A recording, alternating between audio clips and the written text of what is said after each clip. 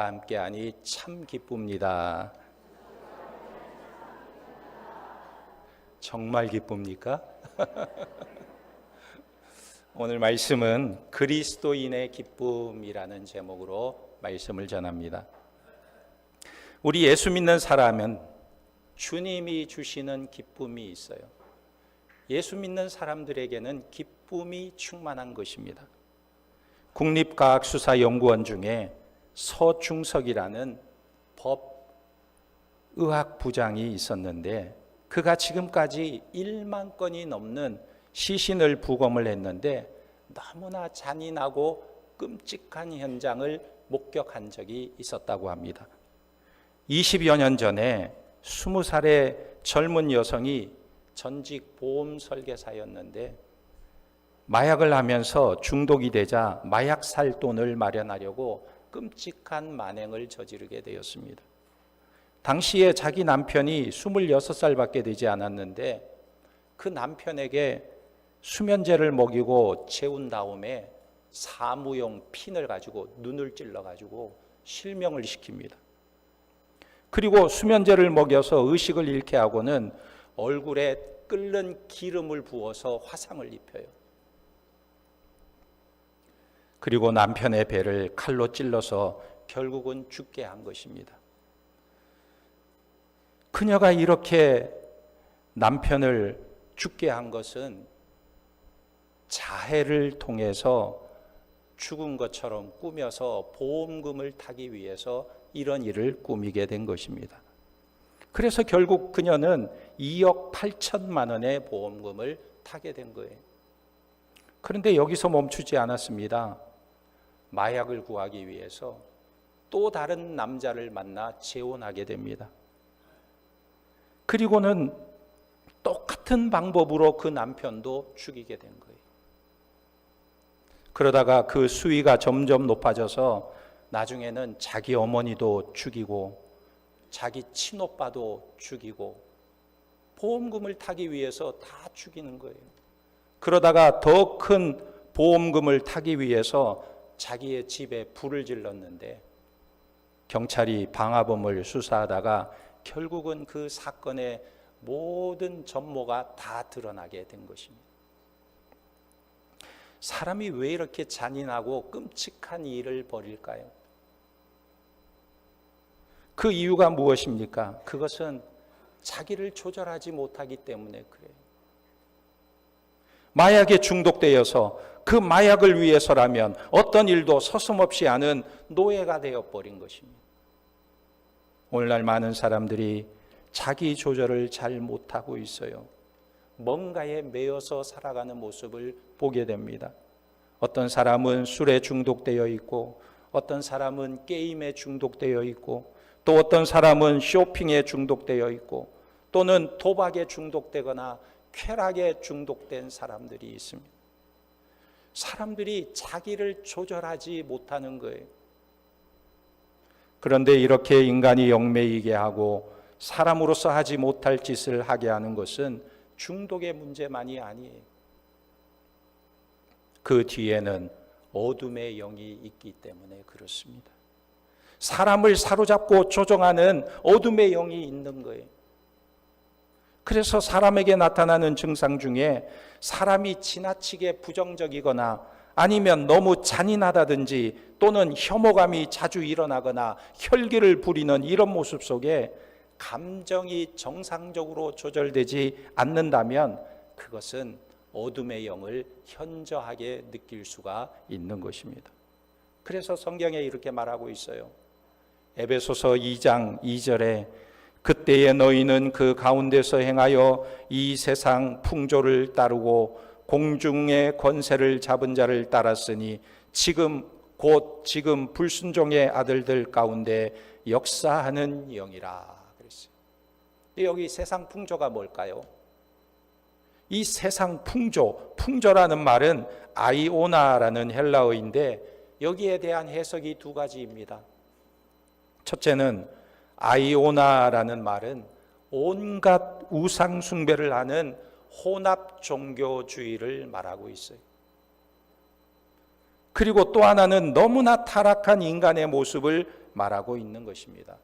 바로 이것이 세상 풍조라는 거예요. 그래서 우리가 어떠했습니까? 3절에 보니까 에베소서 2장 3절에 전에는 우리도 다 그 가운데서 우리 육체의 욕심을 따라 지냈으며 육체와 마음에 원하는 것을 하여 다른 이들과 같이 본질상 진노의 자녀이었더니 그랬어요.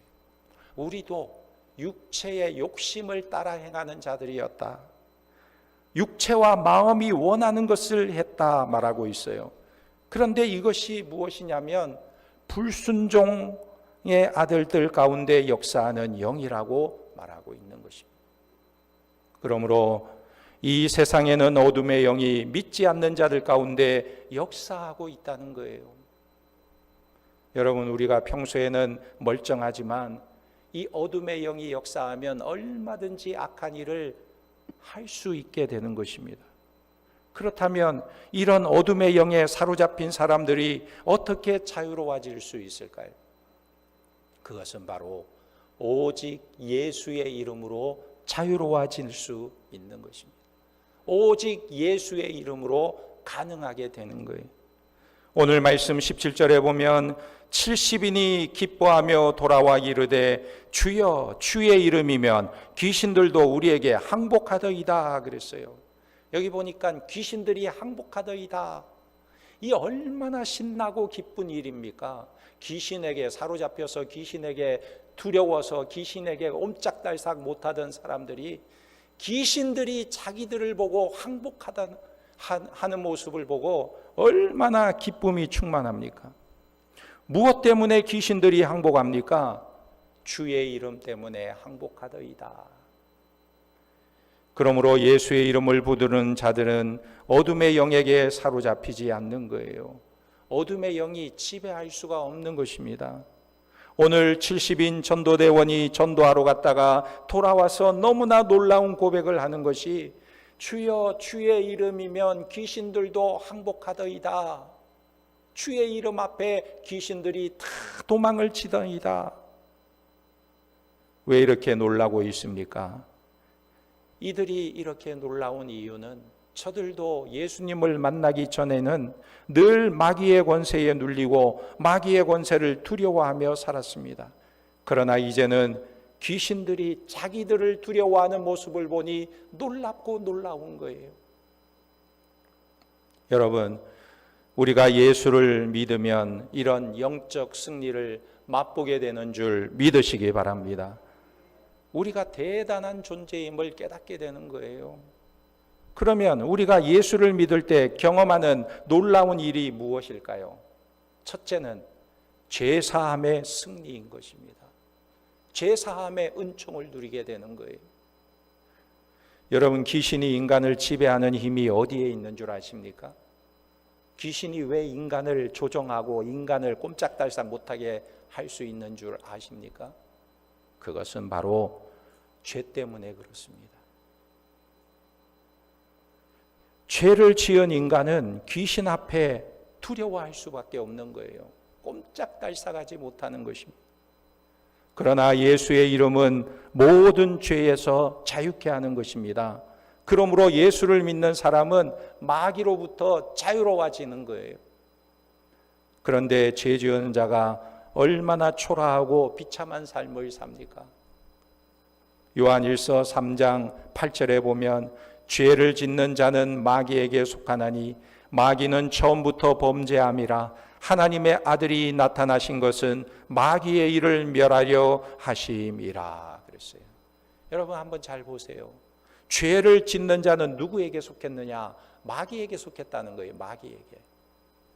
그러니까 늘 마귀가 두려운 거예요.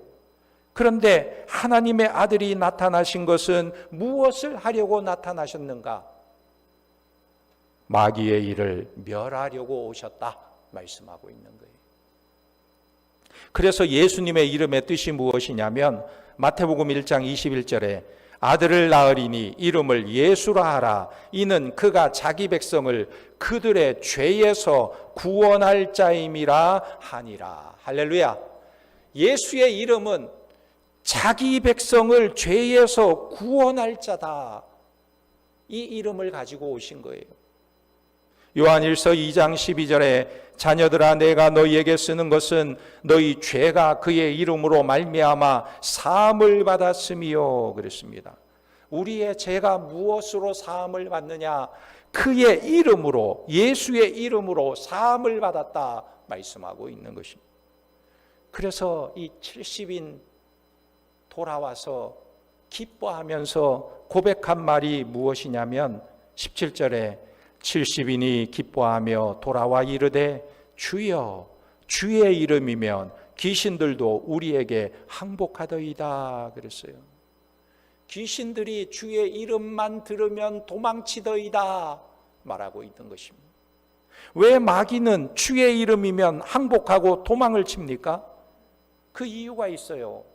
그것은 바로 예수 그리스도께서 우리의 죄값을 다 지불하셨기 때문에 그런 것입니다. 요한일서 2장 2절에 그는 우리의 죄를 위한 화목제물이니 우리만 위할 뿐 아니요 온 세상의 죄를 위하심이라. 할렐루야. 우리의 죄값을 예수님께서 다 지불하셨기 때문에 마귀가 더 이상 우리를 조종할 수가 없는 거예요. 제가 오래전에 대학 다닐 때 은행에서 대학생들에게 신용카드를 발급해 줬어요. 그래서 저도 신용카드를 하나 만들었는데, 그런데 제 친구가 너무 어렵다고 그 카드를 좀 빌려달라는 거예요. 그래서 친구의 사정을 들어보니까 너무 힘들고 어려운 것 같아서 빌려주었더니 이 친구가 카드를 가지고 몇백만 원을 쓴 거예요. 지금부터 한 40년 전이니까 큰 돈이죠. 그래서 은행에서 독촉장이 오는데 얼마나 힘이 드는지, 힘든 게 뭔 줄 아십니까? 독촉장이 옵니다. 언제까지 갚아라. 그런데 못 갚으니까 그 다음부터는 전화가 오기 시작하는 거예요. 전화. 수업 시간에도 전화가 오고, 점심시간에도 전화가 오고, 친구들과 만나고 있는데도 전화가 오고, 교회 갔는데도 전화가 오고, 빨리 갚으라는 거예요. 갚으라고 계속 전화가 오는 거예요. 며칠까지 안 갚으면 신용불량자가 된다. 너희 아버지 재산도 몰수하겠다. 이렇게 말하는 거예요. 이런 말을 계속 들을 때마다 저는 괴로워서 전화 받는 게 두려울 지경이었어요. 그런데 나중에 저희 아버지가 그 내용을 알고 그 빚을 한꺼번에 몽땅 다 갚아주었어요. 전화가 올까요, 안 올까요? 안 오죠. 전화 올 일이 뭐가 있겠어요. 다 갚아줬는데, 싹 다 갚아줬는데 전화가 왜 오겠어요? 그때부터 저는 자유로워졌어요. 전화로부터 자유로워진 거예요. 우리가 예수님으로부터 속량을 받았으면 자유롭게 되는 것입니다. 그래서 우리 주님의 보혈이 능력이 있는 거예요. 예수님을 믿고 그분을 받아들이는 자에게는 자유가 선포되는 줄 믿으시기 바랍니다. 죄가 완전히 도말하게 되는 거예요. 그래서 죄를 자복한 자들에게 자유함을 이렇게 표현하고 있는 것입니다. 요한일서 1장 9절에 만일 우리가 우리 죄를 자백하면 그는 미쁘시고 의로우사 우리 죄를 사하시며 우리를 모든 불의에서 깨끗하게 하실 것이요 그랬어요. 우리를 모든 불의에서 깨끗하게 하신다. 이것은 우리의 과거의 죄, 현재의 죄, 미래에 알지도 못하는 죄까지 다 이미 우리 주님의 보혈의 피로 다 씻어 놓았다, 사해 놓았다 말씀하고 있는 것입니다. 큰 죄나 작은 죄나 모든 죄를 우리 주님의 보혈의 피로 다 씻어 주셨다는 거예요. 내가 예수를 구주로 고백하면 그 모든 죄가 깨끗하게 되는 줄 믿으시기 바랍니다. 그래서 마귀가 우리를 조종할 수가 없는 거예요. 죄사함을 받은 자에게는 죄에서 자유를 얻는 기쁨이 있는 것입니다. 마귀가 그를 함부로 건들지 못하는 거예요. 조종할 수가 없는 것입니다. 여러분, 우리 주님의 십자가에 능력이 있는 줄 믿으시기 바랍니다. 그래서 우리가 보혈의 은혜를 찬양하잖아요. 주의 보혈 능력이 또다. 그의 피 믿으오. 주의 보혈 그 어린 양의 매우 귀중한 피로다. 할렐루야. 그 피가 여러분들의 죄를 사하시는 줄 믿으시기 바랍니다. 두 번째로 우리 그리스도인의 기쁨은 성령의 능력으로 승리하기 때문에 그래요. 우리가 예수를 믿으면 우리 안에 거하는 분이 있습니다. 그분이 누구냐? 성령님이 거하시는 거예요. 그래서 예수 믿는 것을 뭐라고 표현하냐면 예수님을 영접했다. 예수님을 영접했다. 내 안에 예수님을 모셨다. 이렇게 표현하는 거예요. 왜? 예수를 믿는 순간 성령님께서 우리 안에 거하시기 때문에.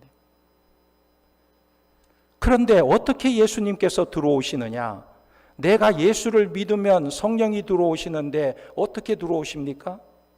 고린도전서 3장 16절에 너희가 하나님의 성전인 것과 하나님의 성령이 너희 안에 계시는 것을 알지 못하느냐 그랬어요.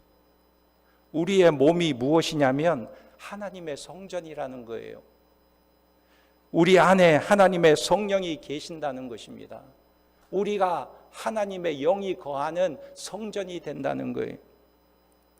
그런데 우리 안에 오시는 성령이 얼마나 위대한 분이시냐면 이 성령은 창세기 1장 2절에 보면 하나님께서 우주 만물을 창조하실 때 이 영이 수면 위에 운행하셨다 기록하고 있습니다. 그러니까 이 성령께서 얼마나 대단한 분이신가? 거룩하고 위대한 영임을 말씀하고 있습니다. 요한일서 4장 4절에 자녀들아 너희는 하나님께 속하였고 또 그들을 이기었나니 이는 너희 안에 계신 이가 세상에 있는 자보다 크심이라 그랬어요. 너희 안에 계신 이가 세상의 그 어떤 자보다 크신 분이다 말씀하고 있어요. 그래서 오늘 말씀에서도 누가복음 10장 19절에서도 내가 너희에게 뱀과 정갈을 밟으며 원수의 모든 능력을 제어할 권능을 주었으니 너희를 해칠 자가 결코 없으리라 그랬어요. 그러니까 예수 믿는 사람들은 그 안에 거룩하신 영이 계시기 때문에 모든 것을 뛰어넘을 수가 있는 거예요. 모든 것을 이길 수 있습니다. 세상을 두려워하지 않아요. 세상의 잡신에 사로잡혀서 무서워하거나 두려워 떨지 않는 것입니다. 여러분 동남아에 다니면 그렇게 사람들이 미신을 숭배해요. 가는 곳곳마다 향 냄새가 그냥 진동을 해요. 왜 그렇게 하는가 선교사님에게 물어봤더니 무서워서 그런데요. 무서워서. 오늘도 이렇게 숭배하지 않으면 해코지 할까 봐 무서워서 그렇게 날마다 아침, 점심, 저녁으로 그렇게 가서 빈다는 거예요. 그러나 예수 믿는 사람은 이 모든 것에서 초월하게 되는 거예요. 여러분 우리나라가 복받은 나라인 줄 믿습니까? 왜 그렇습니까? 옛날에는 우리나라도 막 집집마다 그냥 신주단지들이 다 있었는데 오늘날 어때요? 대한민국은 거리마다 깨끗하고 향 피우는 데가 어디 있어요? 거리에서 볼 수가 없어요. 십자가가 많아요. 전에 한 중국의 여자가 귀신을 제어하고 부리는 능력이 있었는데 너무나 신기하니까 사람들이 막 몰려들었어요. 귀신을 제어하는 능력을 보기 위해서. 그런데 이 마을에 예수 믿는 사람이 있었는데 신기해서 그 장소에 구경하러 갔습니다. 그런데 이상한 것은 그 귀신을 부리는 여자에게 능력이 전혀 나타나지 않는 거예요. 아무런 일이 일어나지 않는 것입니다. 그런데 어느 한 꼬마가 와서 그 예수 믿는 사람 그분에게 말하는 것입니다. 아줌마 집에 손님이 왔대요. 빨리 가보세요. 그러자 이 아주머니가 떠나니까 예수 믿는 사람이 떠나니까 그때서야 귀신을 부리는 사람이 귀신과 대화를 하기 시작하는 거예요. 그래서 이 사람이 귀신에게 하는 거예요. 너 도대체 어디 있다가 이제 왔어? 그때 귀신이 하는 말이 저 예수쟁이가 있어서 무서워서 못 왔다고. 여러분, 이런 일이 우리나라에도 실제로 많이 있었어요. 예수 믿는 사람들이 굿하는 장소에 가서 구경하면 이 굿이 안 된다고 무당이 쫓아냈어요. 예수쟁이 가라. 예수 믿는 사람 가라 제발. 작두 타야 되는데 예수 믿는 사람이 있으면 작두를 못 타. 무서워서. 신이 내려야 그 힘으로 작두를 타는데 예수 믿는 사람이 있으면 그냥 작두를 못 타요. 벌벌 떨면서. 예수 믿는 사람 제발 좀 가라. 제발 좀 사라져라. 부탁하는 거예요. 여러분, 성령은 거룩한 영인 줄 믿으시기 바랍니다. 더러운 귀신이 함부로 하지 못해요. 이것이 바로 예수 믿는 자들의 특권인 것입니다. 그러니까 여러분들이 예수를 믿고 나서는 여러분의 존재를 어떻게 여겨야 하냐면 내가 거룩한 영을 모시고 사는 성전이다 이렇게 여겨야 돼요. 여러분들이 어떤 존재라고요? 거룩한 영을 모시고 사는 성전이라는 거예요. 그러니까 귀한 성도라는 것입니다.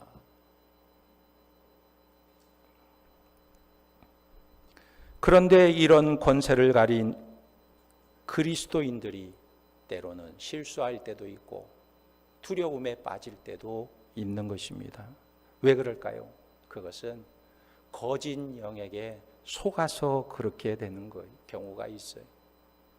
여러분, 마귀의 특징을 보면 이 마귀는 본질적으로 거짓 영입니다. 사탄의 특징이 뭐냐면 속이는 자예요. 속이는 자. 사기꾼들을 보면 아주 사람을 잘 속여요. 그 속임수가 얼마나 대단한지 이 사람들은 사람을 속이기 위해서 얼마나 연구하고 노력하는지 몰라요. 그래서 자기가 마치 대단한 사람인 것처럼 보이려고 자기를 정말 능력 있는 사람처럼 보이려고 꾸밀 때가 많이 있어요. 요즘 보이스피싱 얼마나 사기를 많이 칩니까? 전화를 해서 내가 아무개 검찰 누구누구인데 당신의 계좌가 해킹됐습니다. 빨리 돈을 이체하시오. 그 말에 속아가지고 그냥 벌벌벌 떨면서 은행으로 쫓아가는 사람들이 얼마나 많은지 몰라요. 귀신들의 특징도 바로 그렇습니다. 아무것도 아니고 초라한 존재이면서 과장된 거짓말을 하는 거예요. 그래서 사람들이 잘 속아 넘어가는 것입니다. 그러나 진리의 영을 알고 있으면 진리의 말씀을 붙들면 그것은 아무것도 아니에요. 진리를 알면 진리가 너희를 자유케 하리라 그랬어요. 요즘 이단들이 얼마나 많이 사람들을 미혹하는지 모릅니다. 그래서 사람들이 이단에게 너무나 쉽게 넘어가요. 그런데 이 이단의 특징이 뭐냐면 이단들은 정말 잘 속인다는 거예요. 사람을 속여요. 거짓으로 한다는 거예요. 실제로 이단들의 교주를 보면 참으로 무식한 사람들이 많이 있어요. 학교도 제대로 못 나오고 배우지도 못했기 때문에. 그런데 한 가지 잘하는 게 있는데 거짓말하는데 능통한 자들이라는 거예요.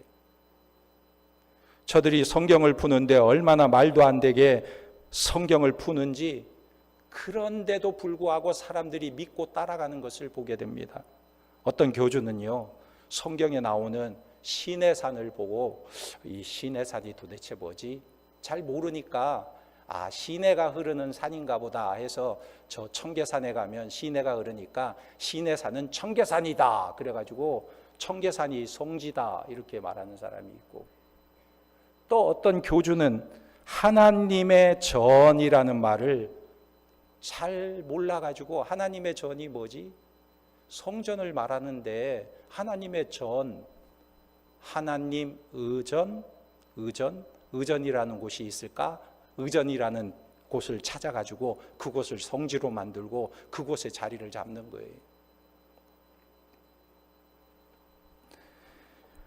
그러니까 이렇게 엉터리로 성경을 짜 맞추고 해석하고 그렇게 사람들에게 속이는데도 불구하고 명문대 나온 사람들이 그 말을 듣고 그냥 다 속아 넘어가고 그걸 진리로 받아들이고 그걸 따라가는 것을 보게 되는 것입니다. 왜 그럴까요? 왜 그럴까요? 왜 속아 넘어갈까요? 말씀을 읽지 않았기 때문에 그래요. 하나님의 말씀을 모르기 때문에 그렇습니다. 하나님의 뜻을 알지 못하기 때문에 쉽게 사람의 말에 속아 넘어가는 거예요. 아주 우스운 이야기인데 어떤 사람이 아침에 일찍 등산을 하는데 아침에 일찍 일어나서 등산을 하다 보니까 움직이니까 장 운동이 활발해져 가지고 배가 아프니까 바위 옆에 사람이 오나 안 오나 보고 잠깐 실례를 했어요. 응가를 한 거예요. 그런데 그리고 올라가려고 하는데 좀 민망하니까 그걸 돌로 잘 덮어가지고 돌을 쌓아놓은 거예요. 그리고 산에 올라가서 야호 하고 이제 기분 좋게 내려오는데 자기가 응가했던 그 자리에 사람들이 있는 거예요. 보니까 그 사이에 사람들이 올라가면서 돌이 있으니까 돌 위에 돌을 쌓고 돌 위에 또 돌을 쌓고 해가지고 이게 탑이 됐는데 거기에 사람들이 돌을 쌓으려고 서 있는 거예요. 그러면서 돌을 쌓아놓고 막 비는 거예요. 뭐 달라고? 복 달라고. 뭐에게 빌어요? 응가에게 비는 거예요. 응가에게. 야, 이번에 속초에 가보니까 산 위에 그렇게 돌을 많이 쌓아놨더라고요. 옛날에 그렇지 않았는데 정말 바위 있는 데마다 왜 그렇게 돌을 쌓는지 몰라요. 돌. 왜 이렇게 돌을 쌓는지 몰라. 어디에나 돌을 그냥 여기도 돌 저기도 돌 그렇게 많이 쌓아놨더라고요. 왜 그럴까요? 복 달라고 복 비는 거예요.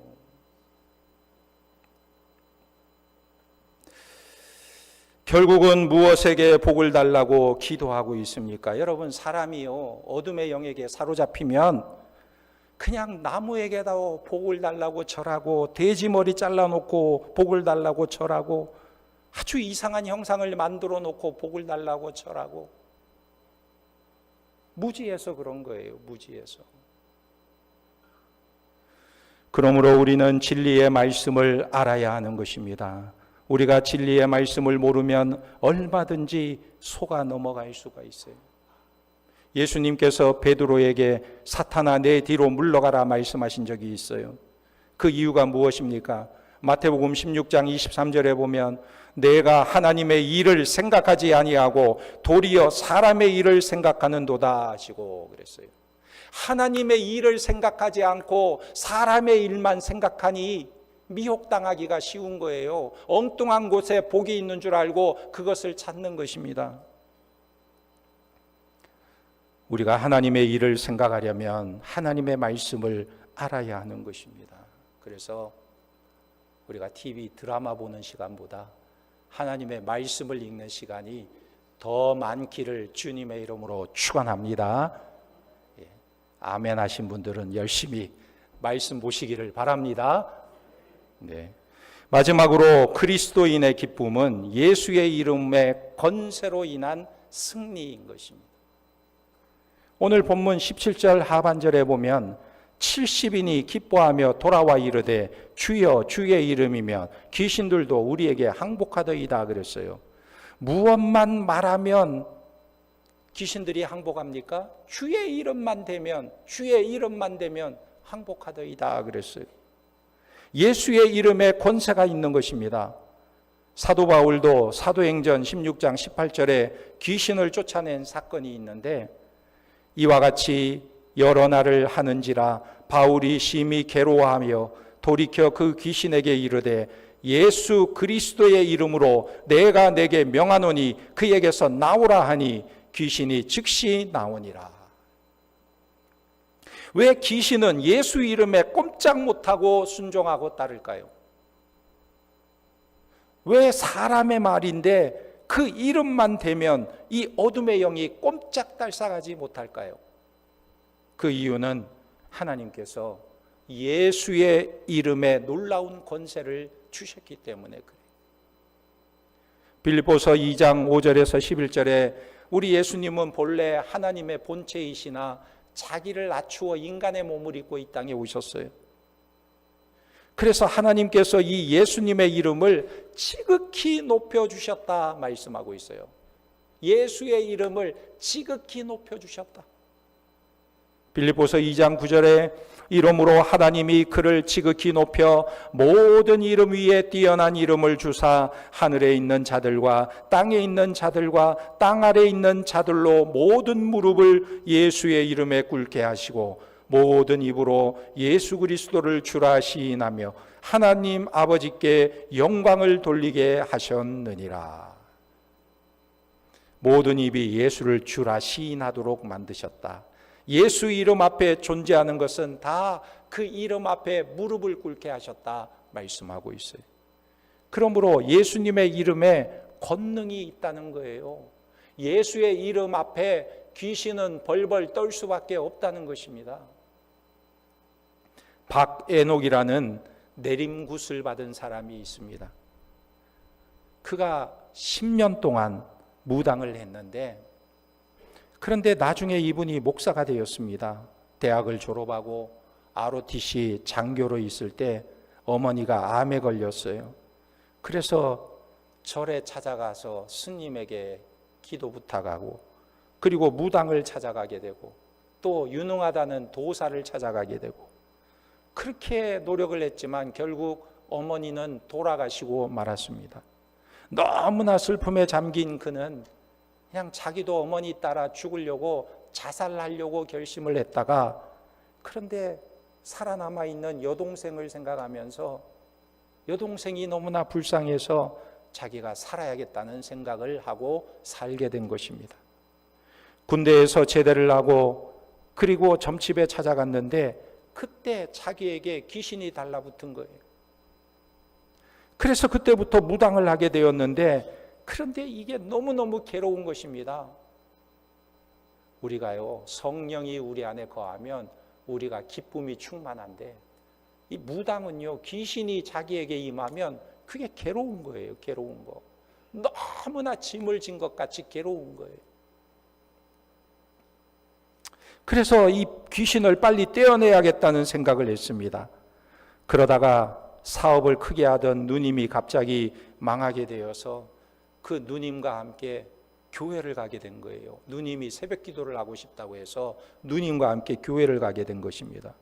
누님을 차에 태워서 교회에다 데려다 주는데 교회를 다니면 귀신을 떼어낼 수 있다는 말을 듣게 된 거예요. 그때부터 그가 교회를 다니기 시작했는데 어디로 갔냐면 저 서빙고동에 있는 온누리 교회를 나가게 된 것입니다. 그래서 거기서 세례를 받고 예수를 믿기 시작했는데 그렇게 새 출발을 하게 되었는데 나중에 일이 바쁘고 마음이 해이해지게 되니까 교회를 한두 주 빠지게 되었습니다. 그런데 어느 날 자기 사무실에 갔는데 사무실에 그 공간 안에 귀신들이 새카맣게 가득 차 있는 것을 보고 기절할 뻔한 거예요. 그 귀신들이 막 달려들 것만 같아서 너무 두려움에 빠진 것입니다. 그런데 설교 시간에 들었던 말씀을 떠올리면서 그가 외치게 된 거예요. 뭐라고 외쳤느냐? 나사렛 예수의 이름으로 명하노니 귀신아 물러가라. 귀신아 물러가라. 예수의 이름으로 물러가라 그랬어요. 그랬더니 그 순간 그 새카맣던 귀신들이 한순간에 다 사라진 것이. 그래서 너무나 놀라서 하나님이 살아계시는구나 확실하게 체험을 하고 그 권세를 체험하고 그때부터 그가 복음을 전하는 삶을 살게 돼요. 그래서 국가대표 선수들에게 복음을 전하게 되었는데 그때 마침 이영표 선수, 이영표 국가대표 선수에게 복음을 전했고 그가 예수를 믿고 훌륭한 기독교인이 됩니다.